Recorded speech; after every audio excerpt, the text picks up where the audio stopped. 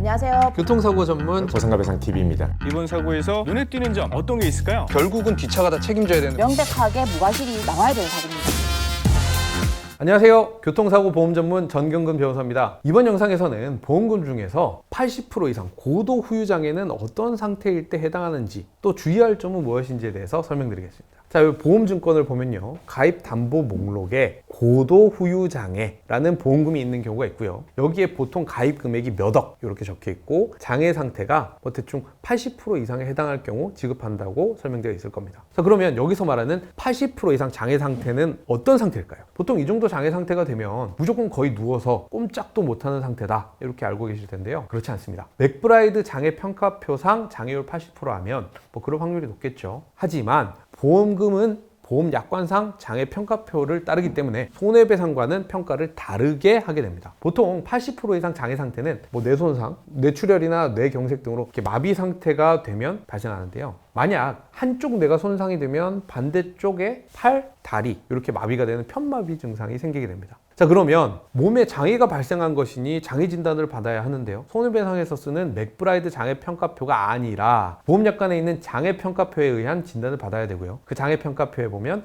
13개 부위의 장애를 평가하도록 되어 있고, 여기서 뇌 손상은 신경계의 장애이기 때문에 일상생활 제한 동작 ADLS 평가표에 의해서 평가를 받아야 됩니다. 이 ADLS 평가표를 보게 되면 이동 동작, 음식물 섭취, 배변 배뇨, 목욕, 옷 입고 벗기로 크게 5가지 부분으로 나눠져 있고요. 각 부분에 세부적으로 동작 제한 항목을 두고 지급률이 정해져 있습니다. 예를 들어 편마비 환자분이시면서 약간 걸을 수 있는데 계속 걷는 것은 어려운 환자분, 이런 경우에는요, 위 평가표를 보면 대략 이동 동작 10%, 음식물 섭취 10%, 배변 배뇨 5%, 목욕 3%, 옷 입고 벗기 3%, 요 정도 측정이 되고요. 총 합계 30%가 조금 넘게 되고, 컨디션에 따라서는 35% 정도까지도 평가받게 됩니다. 자, 그러면 고도 후유장애 보험금이 요구하는 장애 지급률 80%에는 한참 못 미치게 되는데, 일반적으로 생각하는 사지마비 상태가 되어야만 고도 후유장애에 해당하는 걸까요? 아니죠. 보험약관을 잘 보셔야 됩니다. 장애평가표에 신경계 장애평가 기준 부분을 보면요, 신경계에 장애를 남긴 때라고 하면 뇌, 척수, 말초신경계의 손상으로 일상생활 기본동작 ADLS 제한장애평가표의 아까 말씀드렸던 5가지 기본동작 중 하나 이상의 동작이 제한되었을 때를 말한다라고 하면서요, 그 바로 밑에를 보면 신경계의 장애로 발생하는 다른 신체 부위의 장애, 눈, 귀, 코, 팔, 다리 이런 것들은